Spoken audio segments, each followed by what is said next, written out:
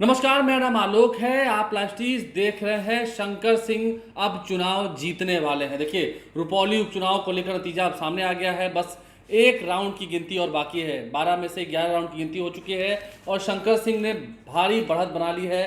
कांटे की टक्कर हुई जेडीयू के साथ।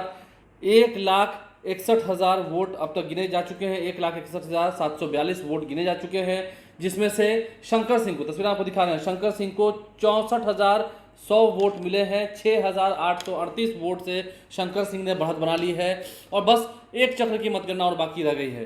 एक राउंड की गिनती और बाकी रह गई है। शंकर सिंह ने 6838 वोट से बढ़त बना ली है। दूसरे स्थान पर है जेडीयू के कलाधर मंडल, जिन्हें 57,262 वोट मिले हैं। और तीसरे स्थान पर बीमा भारती, देखिए 29,213। बीमा भारती चुनाव हार गई। बीमा भारती ने जेडीयू छोड़कर आरजेडी की ओर जाना मुनासिब समझा।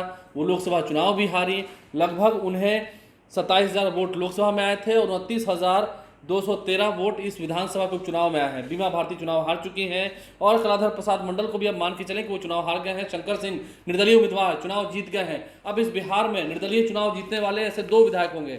एक विधायक हैं सुमित सिंह, जो कि चकाई से जीत के आते हैं, जो बिहार सरकार में मंत्री हैं, और दूसरे विधायक हैं शंकर सिंह। शंकर सिंह चुनाव जीत चुके हैं। देखना यह है आगे शंकर सिंह किसका समर्थन करते हैं। लगभग चुनाव जीता ही हुआ ही माना समझे।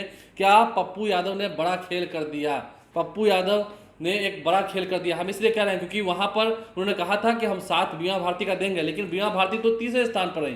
दूसरे स्थान पर जेडीयू आई और जेडीयू भी ये चुनाव लगभग हारती हुई दिख रही है। भले ही बहुत प्रयास किए गए हो, लेकिन बहुत प्रयास के बाद भी शंकर सिंह चुनाव अब जीतते हुए दिख रहे हैं। शंकर सिंह लगभग चुनाव जीतते हुए दिख रहे हैं। अब बस एक राउंड की गिनती बाकी है और देखिए, क्योंकि आंकड़ा बड़ा है, 6,838 वोट का फासला है।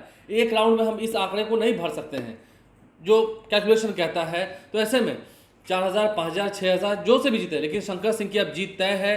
शंकर सिंह रुपौली का उपचुनाव लगभग जीत चुके हैं। अब औपचारिक घोषणा होनी बाकी है। देखना यह है कि एनडीए के नेताओं ने खूब प्रयास किया, लेकिन इसमें एक डेंट यहाँ दिखा कि क्या जो मुस्लिम तबके के लोग होते हैं, मुस्लिम समुदाय के लोग होते हैं, उन्होंने आरजेडी को वोट दिया ही नहीं।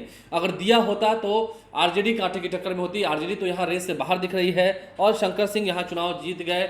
लगभग शंकर सिंह चुनाव जीत चुके हैं। निर्दलीय उम्मीदवार थे और निर्दलीय उम्मीदवार के रूप में शंकर सिंह ने यहाँ चुनाव में जीत हासिल की। उनकी पत्नी ने भी काफ़ी संघर्ष किया। दोनों ही सुबह काउंटिंग सेंटर पर पहुँच गए थे। वहाँ से हमारे जो संवाददाता हैं उन्होंने आपको तस्वीर दिखाई थी वहाँ की।